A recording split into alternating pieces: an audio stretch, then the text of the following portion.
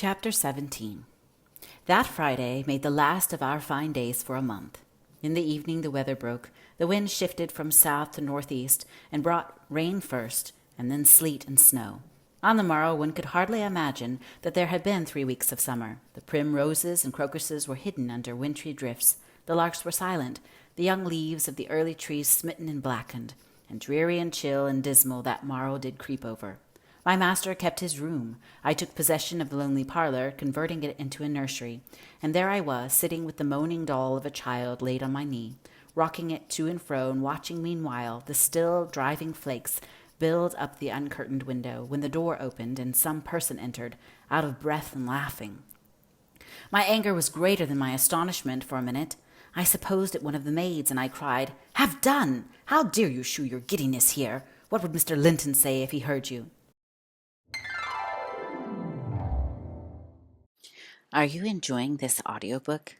Please take a moment to hit the subscribe button for more videos like this, and please hit the like button. Those two things make a big difference for this channel, and I appreciate every single like and subscription. Thank you so much. "Excuse me," answered a familiar voice, "but I know Edgar is in bed, and I cannot stop myself."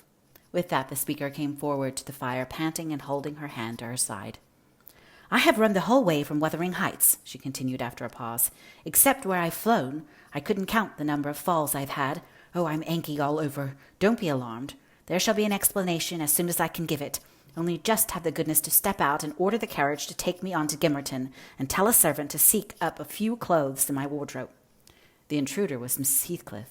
She certainly seemed in no laughing predicament. Her hair streamed on her shoulders, dripping with snow and water. She was dressed in the girlish dress she commonly wore, befitting her age more than her position, a low frock with short sleeves and nothing on either head or neck. The frock was of light silk and clung to her with wet, and her feet were protected merely by thin slippers. Add to this a deep cut under one ear, which only the cold prevented from bleeding profusely, a white face scratched and bruised, and a frame hardly able to support itself through fatigue, and you may fancy my first fright was not much allayed when I had leisure to examine her. "My dear young lady," I exclaimed, "I'll stir nowhere and hear nothing till you have removed every article of your clothes and put on dry things, and certainly you shall not go to Gimmerton tonight, so it is needless to order the carriage." "Certainly I shall," she said, "walking or riding, yet I've no objection to dress myself decently, and see how it flows down my neck now. The fire does make it smart." She insisted on my fulfilling her directions before she would let me touch her, and not till after the coachman had been instructed to get ready and a maid set to pack up some necessary attire did I obtain her consent for binding the wound and helping to change her garments. "Now, Ellen," she said, when my task was finished, and she was seated in an easy chair on the hearth with a cup of tea before her, "you sit down opposite me and put poor Catherine's baby away. I don't like to see it. You mustn't think I care little for Catherine because I behaved so foolishly on entering. I've cried too bitterly. Yes, more than anyone else have reason to cry. We parted unreconciled, you remember, and I shan't forgive myself. But for all that, I was not going to sympathize with him, the brute beast. Oh, give me the poker. This is the last thing of his I have about me." She slipped the gold ring from her third finger and threw it on the floor. "I'll smash it," she continued, striking it with childish spite. "And then I'll burn it," and she took and dropped the misused article among the coals. "There, he shall buy another if he gets me back again. He'd be capable of coming to seek me to tease Edgar. I dare not stay, lest that notion should possess his wicked head. And besides, Edgar has not been kind, has he? And I won't come suing for his assistance. Nor will I bring him into more trouble. Necessity compelled me to seek shelter here. Though I had not learned he was out of the way, I'd have halted at the kitchen, washed my face, warmed myself, got you to bring what I wanted, and departed again anywhere out of reach of my accursed, of that incarnate goblin. He was such in a fury. If he had caught me, it's a pity Earnshaw is not his match in strength. I wouldn't have run till I'd seen him all but demolished had Hindley been able to do it." "Well, don't talk so fast, miss," I interrupted. "You'll disorder the handkerchief I have tied round your face and make the cut bleed again. Drink your tea and take breath, and give over laughing. Laughter is sadly out of place under this roof and in your condition." "An undeniable truth," she replied. "Listen to that, child. It maintains a constant well. Send it out of my hearing for an hour. I shan't stay any longer." I rang the bell and committed it to a servant's care, and then I inquired what had urged her to escape from Wuthering Heights in such an unlikely plight, and where she meant to go, as she refused remaining with us. "I ought, and I wish to remain," answered she, "to cheer Edgar and take care of the baby for two things, and because the Grange is my right home. But I tell you he wouldn't let me. Do you think he could bear to see me grow fat and merry? Could bear to think that we were tranquil and not resolve on poisoning our comfort? Now I have the satisfaction of being sure that he detests me, to the point of its annoying him seriously to have me within earshot or eyesight. I notice when I enter his presence, the muscles of his countenance are involuntarily distorted into an expression of hatred, partly arising from his knowledge of the good causes I have to feel that sentiment for him, and partly from original aversion. It is strong enough to make me feel pretty certain that he would not chase me over England, supposing I contrived a clear escape, and therefore I must get quite away. I've recovered from my first desire to be killed by him. I'd rather he'd kill himself. He has extinguished my love effectually, and so I'm at my ease. I can recollect yet how I loved him, and can dimly imagine that I could still be loving him if— No, even if he had doted on me, the devilish nature would have revealed its existence somehow. Catherine had an awfully perverted taste to esteem him so dearly, knowing him so well. Monster! Would that he would be blotted out of creation, out of my memory. Hush, hush. He's a human being, I said. Be more charitable. There are worse men than he is yet. He's not a human being, she retorted, and he has no claim on my charity. I gave him my heart, and he took and pinched it to death and flung it back to me. People feel with their hearts, Ellen, and since he has destroyed mine, I have not power to feel for him, and would not, though he groaned from this to his dying day and wept tears of blood for Catherine. No, indeed, I wouldn't. And here Isabella began to cry, but immediately dashing the water from her lashes, she recommenced. You asked what has driven me to flight at last. I was compelled to attempt it because I had succeeded in rousing his rage a pitch above his malignity. Pulling out the nerves with red-hot pincers requires more coolness than knocking on the head. He was worked up to forget the fiendish prudence he boasted of, and proceeded to murderous violence. I experienced pleasure in being able to exasperate him. The sense of pleasure awoke my instinct for self-preservation, so I fairly broke free, and if ever I come into his hands again, he is welcome to a signal revenge. Yesterday, you know, Mr. Earnshaw should have been at the funeral. He kept himself sober for the purpose, tolerably sober, not going to bed mad at 6 o'clock and getting up drunk at 12. Consequently, he rose, in suicidal low spirits, as fit for the church as for a dance, and instead he sat down by the fire and swallowed gin or brandy by tumblerfuls. Heathcliff, I shudder to name him, has been a stranger in the house from last Sunday till today. Whether the angels have fed him, or his kin beneath, I cannot tell, but he has not eaten a meal with us for nearly a week. He has just come home at dawn, and gone upstairs to his chamber, locking himself in, as if anybody dreamt of coveting his company. There he has continued, praying like a Methodist, only the deity he implored is senseless dust and ashes, and God, when addressed, was curiously confounded with his own black father. After concluding these precious orisons, and they lasted generally till he grew hoarse and his voice was strangled in his throat, he would be off again, always straight down to the Grange. I wonder Edgar did not send for a constable and give him into custody. For me, grieved as I was about Catherine, it was impossible to avoid regarding this season of deliverance from degrading oppression as a holiday. I recovered spirit sufficient to hear Joseph's eternal lectures without weeping, and to move up and down the house less with the foot of a frightened thief than formerly. He wouldn't think I should cry at anything Joseph should say, but he and Hareton are detestable companions. I'd rather sit with Hindley and hear his awful talk than with the little maester and his staunch supporter, the odious old man. When Heathcliff is in, I am often obliged to seek the kitchen in their society, or starve among the damp, uninhabited chambers when he is not. As was the case this week, I established a table and chair at one corner of the house-fire, and never mind how Mr. Earnshaw may occupy himself, and he does not interfere with my arrangements. He is quieter now than he used to be, if no one provokes him, more sullen and depressed, and less furious. Joseph affirms he's sure he's an altered man, and the Lord has touched his heart, and he is saved, so as by fire. I'm puzzled to detect signs of the favorable change, but it is not my business. Yester evening I sat in my nook reading some old books till late on towards 12. It seemed so dismal to go upstairs, with the wild snow blowing outside and my thoughts continually reverting to the kirkyard and the new-made grave. I dared hardly lift my eyes from the pages before me. That melancholy scene so instantly usurped its place. Hindley sat opposite, and his head leant on his hand, perhaps meditating on the same subject. He had ceased drinking at a point below irrationality, and had neither stirred nor spoken during 2 or 3 hours. There was no sound through the house but the moaning wind, which shook the windows every now and then, the faint crackling of the coals, and the click of my snuffers as I removed at intervals the long wick of the candle. Hareton and Joseph were probably fast asleep in bed. It was very, very sad, and when I read I sighed, for it seemed as if all joy had vanished from the world, never to be restored. The doleful silence was broken at length by the sound of the kitchen latch. Heathcliff had returned from his watch earlier than usual.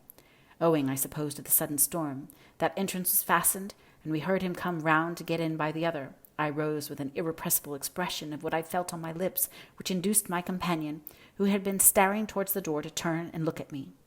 "I'll keep him out 5 minutes," he exclaimed. "You won't object?" "No, you may keep him out the whole night for me," I answered. "Do. Put the key in the lock and draw the bolts." Earnshaw accomplished this ere his guest reached the front. He then came and brought his chair to the other side of my table, leaning over it and searching in my eyes for a sympathy with the burning hate that gleamed from his. As he both looked and felt like an assassin, he couldn't exactly find that, but he discovered enough to encourage him to speak. "You and I," he said, "have each a great debt to settle with the man out yonder. If we were neither of us cowards, we might combine to discharge it. Are you as soft as your brother? Are you willing to endure to the last, and not once attempt a repayment?" "I'm weary of enduring now," I replied, "and I'd be glad of a retaliation that wouldn't recoil on myself, but treachery and violence are spears pointed at both ends. They wound those who resort to them worse than their enemies." "Treachery and violence are a just return for treachery and violence," cried Hindley. "Mrs. Heathcliff, I'll ask you to do nothing but sit still and be dumb. Tell me now, can you? I'm sure you would have as much pleasure as I in witnessing the conclusion of the fiend's existence. He'll be your death unless you overreach him, and he'll be my ruin. Damn the hellish villain! He knocks at the door as if he were master here already. Promise to hold your tongue, and before the clock strikes, it wants 3 minutes of 1. You're a free woman."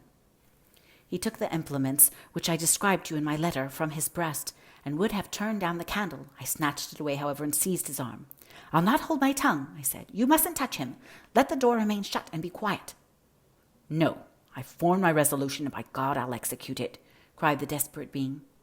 "I'll do you a kindness in spite of yourself and Hareton justice, and you needn't trouble your head to screen me. Catherine is gone. Nobody alive would regret me or be ashamed, although I cut my throat this minute, and it's time to make an end." I might as well have struggled with a bear or reasoned with a lunatic. The only resource left me was to run to a lattice and warn his intended victim of the fate which awaited him. "You'd better seek shelter somewhere else tonight," I exclaimed in a rather triumphant tone. "Mr. Earnshaw has a mind to shoot you if you persist in endeavoring to enter." "You'd better open the door, you," he answered, addressing me by some elegant term that I don't care to repeat. "I shall not meddle in the matter," I retorted again. "Come in and get shot if you please. I've done my duty." With that I shut the window and returned to my place by the fire, having too small a stock of hypocrisy at my command to pretend any anxiety for the danger that menaced him. Earnshaw swore passionately at me, affirming that I loved the villain yet, and calling me all sorts of names for the base spirit I evinced. And I, in my secret heart and conscience, never reproached me. Thought what a blessing it would be for him should Heathcliff put him out of misery, and what a blessing for me should he send Heathcliff to his right abode. As I sat nursing these reflections, the casement behind me was banged on to the floor by a blow from the latter individual, and his black countenance looked blightingly through. The stanchions stood too close to suffer his shoulders to follow, and I smiled, exulting in my fancied security. His hair and clothes were whitened with snow, and his sharp cannibal teeth, revealed by cold and wrath, gleamed through the dark. "Isabella, let me in, or I'll make you repent," he gurned, as Joseph calls it. "I cannot commit murder," I replied. "Mr. Hindley stands sentinel with a knife and loaded pistol." "Let me in by the kitchen door," he said. "Hindley will be there before me," I answered, "and that's a poor love of yours that cannot bear a shower of snow. We were left at peace in our beds as long as the summer moon shone, but the moment blast of winter returns you must run for shelter. Heathcliff, if I were you, I'd go stretch myself over her grave and die like a faithful dog. The world is surely not—" worth living in now, is it? You had distinctly impressed on me the idea that Catherine was the whole joy of your life. I can't imagine how you think of surviving her loss." "He's there, is he?" exclaimed my companion, rushing to the gap. "If I can get my arm out, I can hit him." "I'm afraid, Ellen, you'll set me down as really wicked, but you don't know all, so don't judge. I wouldn't have aided or abetted an attempt on even his life for anything. Wish that he were dead I must, and therefore I was fearfully disappointed and unnerved by terror for the consequences of my taunting speech when he flung himself on Earnshaw's weapon and wrenched it from his grasp. The charge exploded, and the knife, in springing back, closed into its owner's wrist. Heathcliff pulled it away by main force, slitting up the flesh as it passed on, and thrust it dripping into his pocket. He then took a stone, struck down the division between two windows, and sprang in. His adversary had fallen senseless with excessive pain and the flow of blood that gushed from an artery or a large vein. The ruffian kicked and trampled on him, and dashed his head repeatedly against the flags, holding me with one hand meantime to prevent me summoning Joseph. He exerted pre-human self-denial in abstaining from finishing him completely.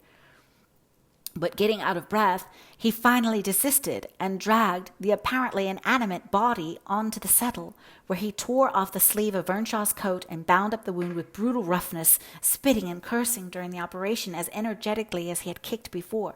Being at liberty, I lost no time in seeking the old servant, who, having gathered by degrees the purport of my hasty tale, hurried below, gasping as he descended the steps two at once. "What is there to do now? What is there to do now?"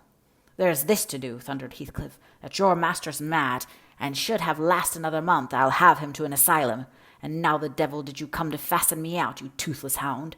Don't stand muttering and mumbling there. Come, I'm not going to nurse him. Wash that stuff away, and mind the sparks of your candle. It is more than half brandy." "And so you've been murdering on him?" exclaimed Joseph, lifting his hands and eyes in horror. "If ever I see a saint oiled like this, may the Lord—" Heathcliff gave him a push onto his knees in the middle of the blood and flung a towel to him, but instead of proceeding to dry it up, he joined his hands and began a prayer, which excited my laughter from its odd phraseology. I was in the condition of mind to be shocked at nothing. In fact, I was as reckless as some malefactors show themselves at the foot of the gallows. "Oh, I forgot you," said the tyrant. "You shall do that. Down with you, and you conspire with him against me, do you, viper? There, that is work fit for you."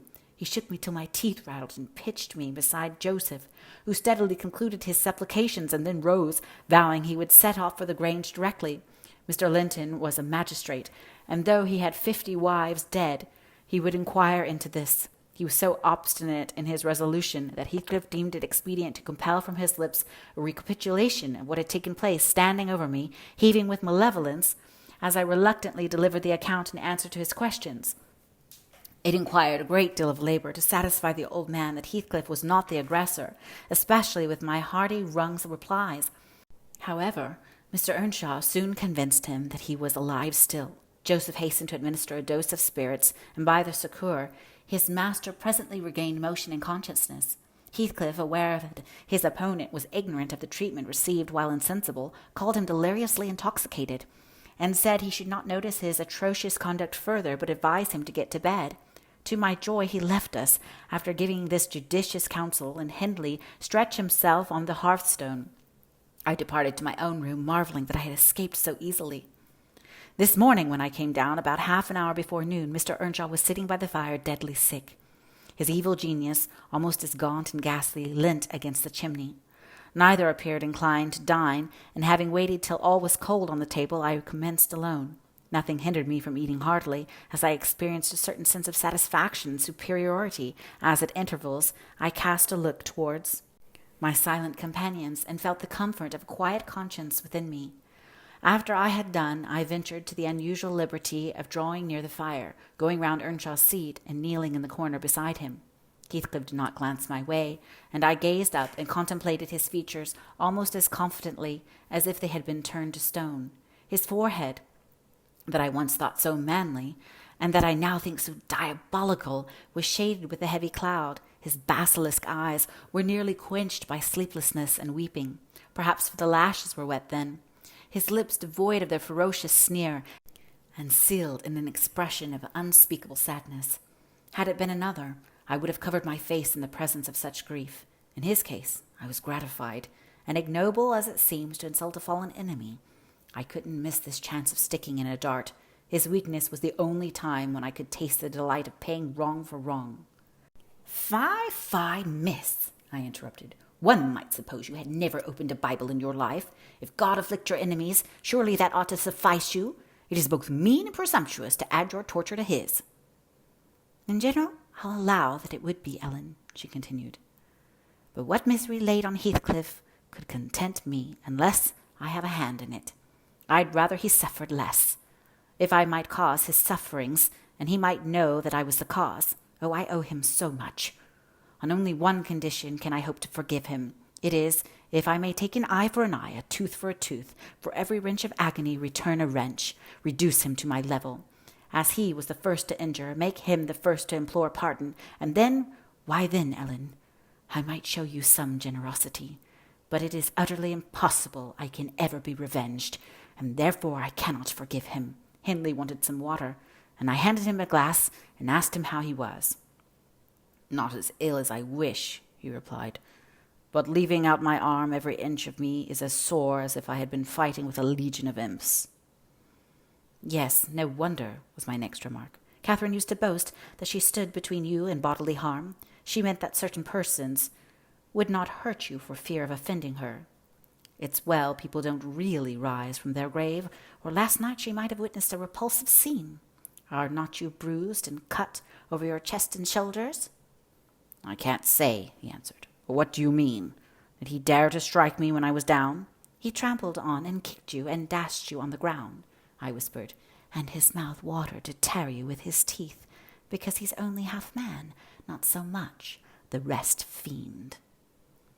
Mr. Earnshaw looked up, like me, to the countenance of our mutual foe, who, absorbed in his anguish, seemed insensible to anything around him. The longer he stood, the plainer his reflections revealed their blackness through his features. Oh, if God would give me strength to strangle him in my last agony, I'd go to hell with joy, groaned the impatient man, writhing to rise, and sinking back in despair, convinced of his inadequacy for the struggle. Nay, it's enough that he has murdered one of you, I observed aloud. At the Grange, everyone knows your sister would have been living now, had it not been for Mr. Heathcliff. After all, it is preferable to be hated than loved by him. When I recollect how happy we were, how happy Catherine was before he came, I'm fit to curse the day. Most likely Heathcliff noticed more the truth of what was said than the spirit of the person who said it. His attention was roused. I saw for his eyes sighs. I stared full at him and laughed scornfully. The clouded windows of hell flashed a moment towards me. The fiend which usually looked out, however, was so dimmed and drowned that I did not fear to hazard another sound of derision. Get up and be gone out of my sight, said the mourner. I guessed he uttered those words at least, though his voice was hardly intelligible. I beg your pardon, I replied, but I loved Catherine too, and her brother requires attendance, which for her sake I shall supply. Now that she is dead, I see her in Hindley. Hindley has exactly her eyes. If you had not tried to gouge them out, and made them black and red, and her— Get up, wretched idiot, before I stamp you to death, he cried, making a movement that caused me to make one also. But then, I continued, holding myself ready to flee, if poor Catherine had trusted you, and assumed the ridiculous, contemptible, degrading title of Mrs. Heathcliff, she would soon have presented a similar picture. She wouldn't have borne your abominable behavior quietly. Her detestation and disgust must have found voice. The back of the settle and Earnshaw's person interposed between me and him, so instead of endeavoring to reach me, he snatched a dinner knife from the table and flung it at my head, and stopped the sentence I was uttering. But pulling it out, I sprang to the door and delivered another, which I hope went a little deeper than his missile. The last glimpse I caught of him was a furious rush on his part, checked by the embrace of his host, and both fell locked together on the hearth. In my flight through the kitchen, I bid Joseph speed to his master.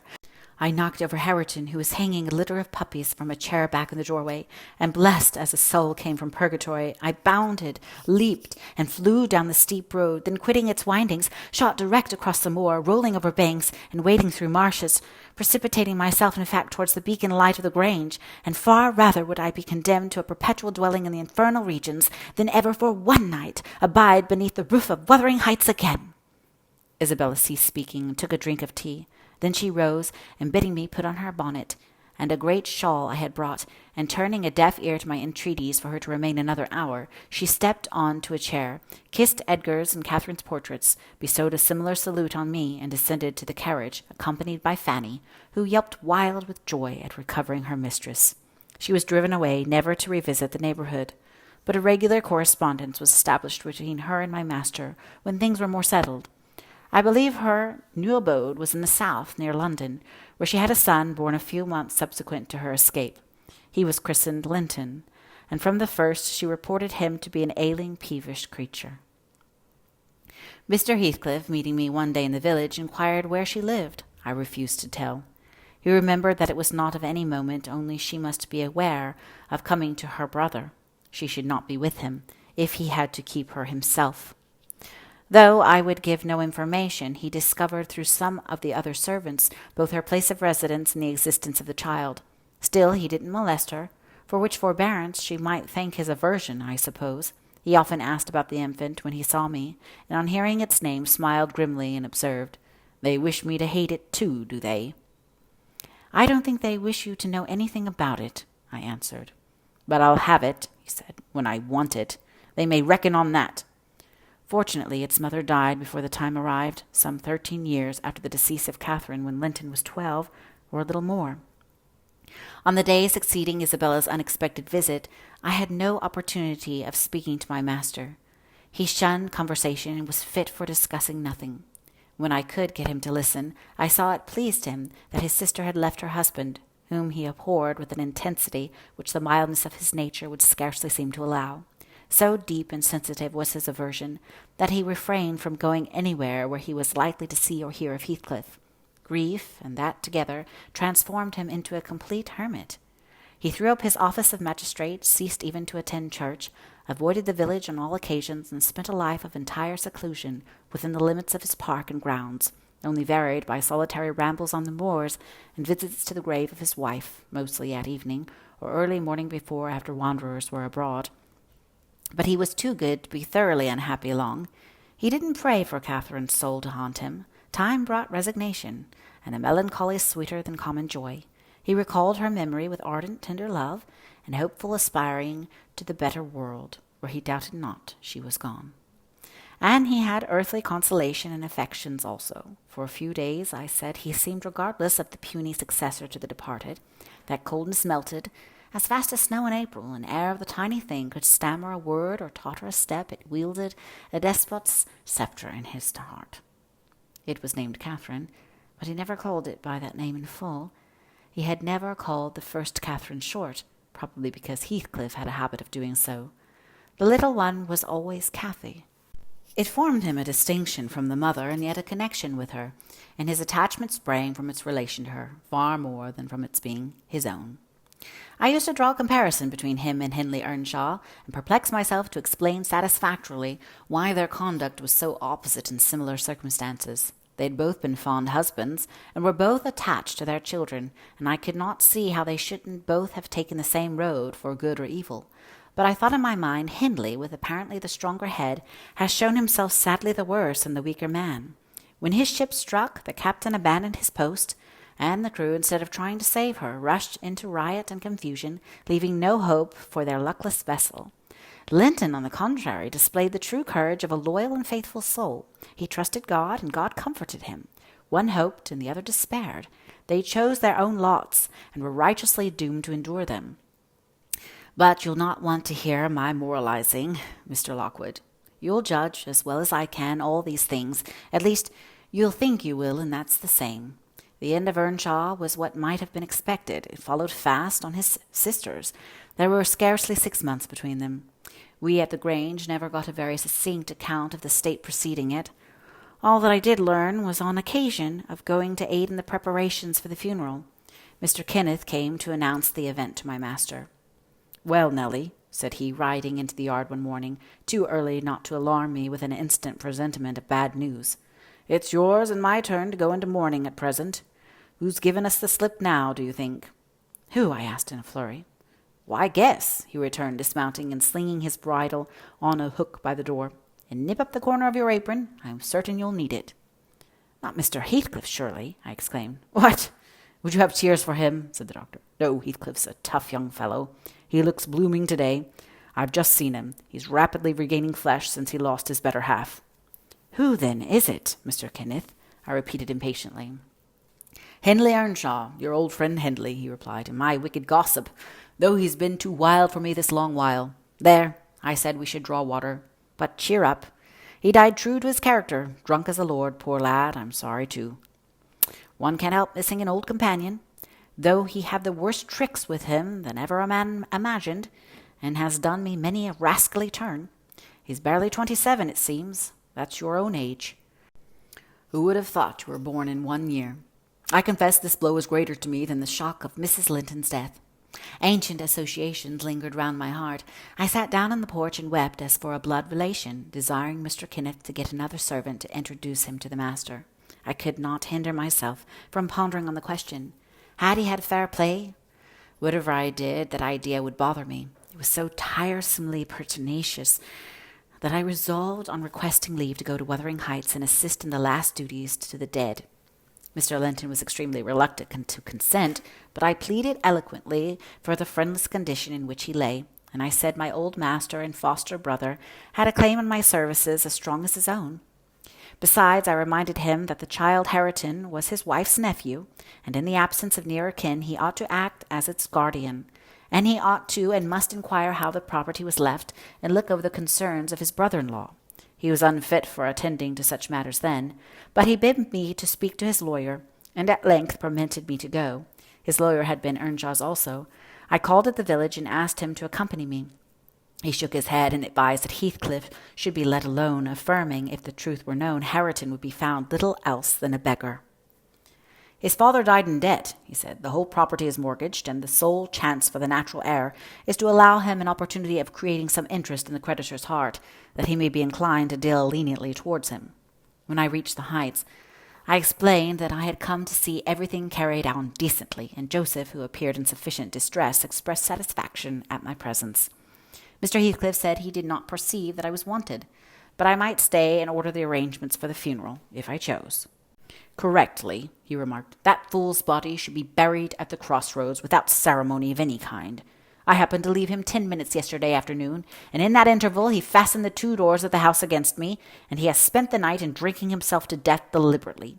We broke in this morning, for we heard him snorting like a horse. And there he was, laid over the settle, flaying and scalping would not have wakened him. I sent for Kenneth, and he came, but not till the beast had changed into carrion. He was both dead and cold and stark, and so you'll allow it was useless making more stir about him. The old servant confirmed his statement, but muttered, I'd rather he go and hisseln for the doctor. I said, had tend to maister better nor him. And he weren't dead when I left, not of a sort. I insisted on the funeral being respectable. Mr. Heathcliff said I might have my own way there too, only he desired me to remember that the money for the whole affair came out of his pocket. He maintained a hard, careless deportment, indicative of neither joy nor sorrow. If anything, it expressed a flinty gratification at a piece of difficult work successfully executed. I observed once, indeed, something like exultation in his aspect. It was just when the people were bearing the coffin from the house. He had the hypocrisy to represent a mourner, and previous to falling with Hareton, he lifted the unfortunate child on the table and muttered with peculiar gusto, Now, my bonny lad, you're mine, and we'll see if one tree won't grow as crooked as another with the same wind to twist it. The unsuspecting thing was pleased at his speech. He played with Heathcliff's whiskers and stroked his cheek, but I divined its meaning, and observed tartly, That boy must go back with me to Thrushcross Grange, sir. There is nothing in the world less yours than he is. Does Linton say so? He demanded. Of course. He has ordered me to take him, I replied. Well, said the scoundrel, we'll not argue the subject now, but I have a fancy to try my hand at rearing a young one, so intimate to our master that I must supply the place of this with my own, if he attempt to remove it. I don't engage to let Hareton go undisputed, but I'll be pretty sure to make the other come. Remember to tell him. This hint was enough to bind our hands. I repeated its substance on my return, and Edgar Linton, little interested at the commencement, spoke no more of interfering. I'm not aware that he could have done it to any purpose had he been ever so willing. The guest was now the master of Wuthering Heights. He held firm possession and proved to the attorney, who, in his turn, proved it to Mr. Linton, that Earnshaw had mortgaged every yard of land he owned for cash to supply his mania for gaming, and he, Heathcliff, was the mortgagee. In that manner Hareton, who should now be the first gentleman in the neighbourhood, was reduced to a state of complete dependence on his father's inveterate enemy, and lives in his own house as a servant, deprived of the advantage of wages, quite unable to right himself because of his friendlessness and his ignorance that he has been wronged.